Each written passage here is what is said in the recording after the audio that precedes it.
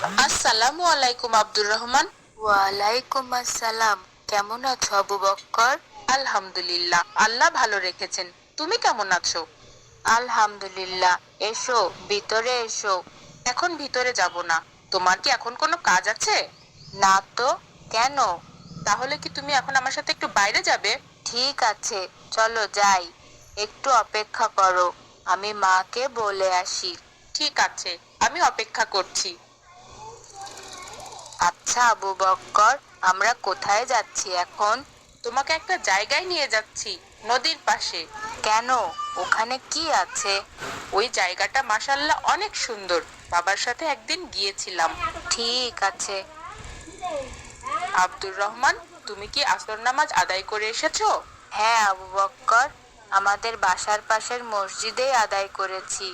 হ্যাঁ, যত কঠিন সময় হোক, কোনো অবস্থাতেই আমাদের নামাজ ত্যাগ করা উচিত নয়।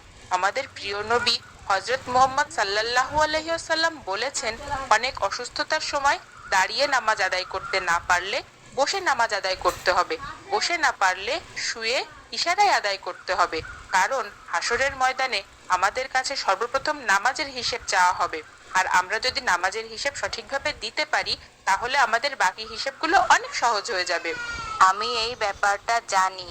আমি এখন নিয়মিত নামাজ আদায় করি। মাশাআল্লাহ।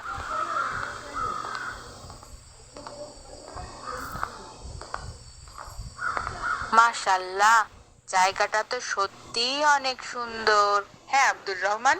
আমরা কিন্তু এখানে কিছু সময় বসবো আবু বক্কর। ঠিক আছে, ইনশাআল্লাহ।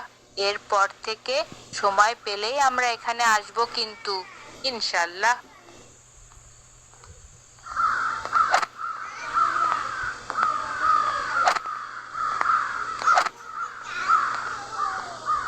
এখানে এত সুন্দর একটা জায়গা আছে, আমাকে আগে কেন বলনি আবু বক্কর? আমি তো সেদিনই বাবার সাথে প্রথম এসেছি, তারপরেই ভেবেছি তোমাকে সাথে নিয়ে একদিন আসবো।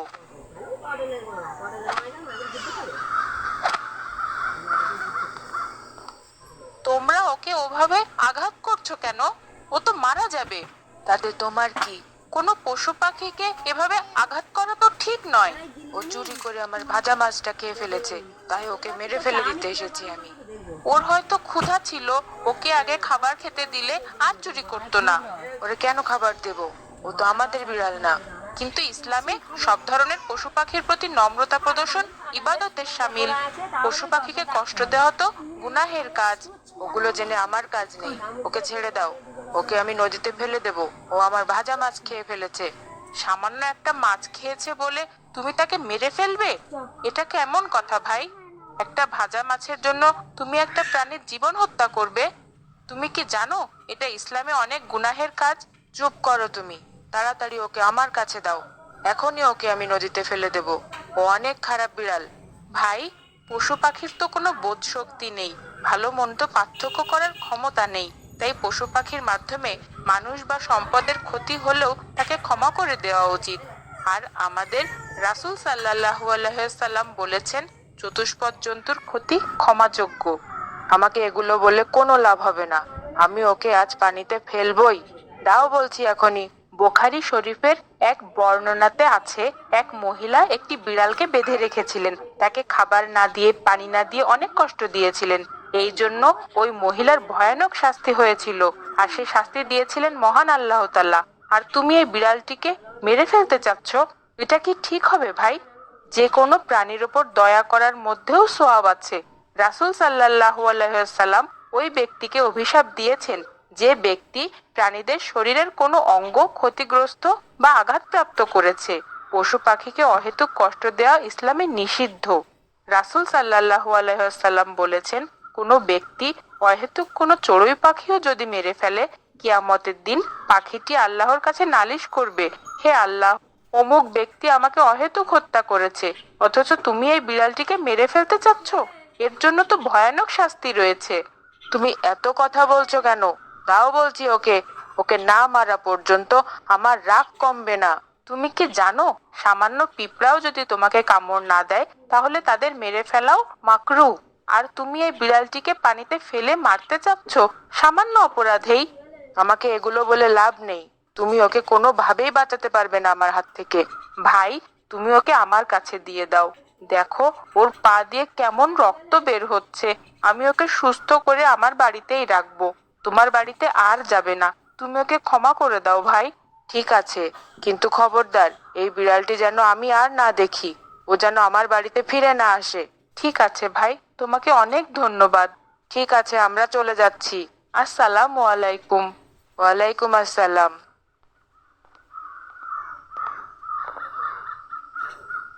আবু বক্কর, তুমি ঘুরতে এসে শুধু শুধু এই ঝামেলা কেন নিলে? কি ঝামেলা আব্দুর রহমান? এই যে বিড়ালটাকে এখন বাসায় নিয়ে যেতে হবে, আমাদের আর এখানে বসাই হবে না।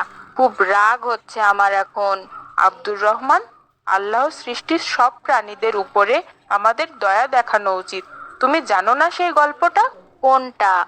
রাসূল সাল্লাল্লাহু আলাইহি সাল্লাম বলেছেন, একবার এক পিপাসাকাতর কুকুর কূপের পাশে ঘোরাঘুরি করছিল। পিপাসায় তার প্রাণ বের হয়ে যাওয়ার উপক্রম হয়েছিল। হঠাৎ এক ব্যভিচারিণী নারী তা দেখতে পায়। সেই মহিলাটি ছিল খুব খারাপ একজন। কুকুরটির এই অবস্থা দেখে তার অনেক মায়া হয়। সে নিজের পায়ের মোজা খুলে কূপের পানিতে ভিজিয়ে কুকুরটিকে পানি পান করায়। এ কারণে জানো, তার অতীতের সব জঘন্য পাপ ক্ষমা করে দেয়া হয়। তাই? আমি এই ঘটনাটা জানতাম না।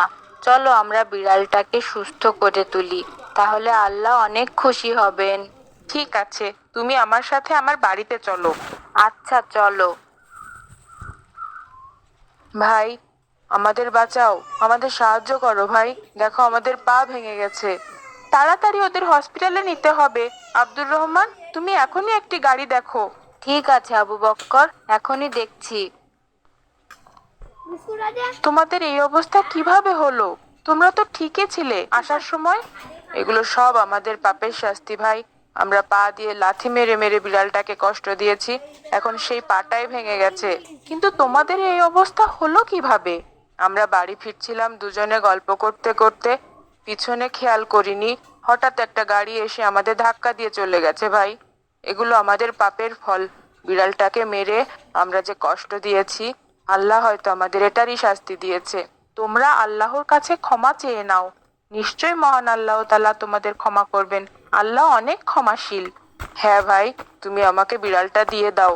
আমি ওকে আমার বাড়িতে নিয়ে যাব। নিয়ে যেয়ে সুস্থ করে তুলবো ইনশাল্লাহ। ও আমাদের বাড়িতেই থাকবে আজ থেকে। ঠিক আছে ভাই। বাধ্য ছেলে ও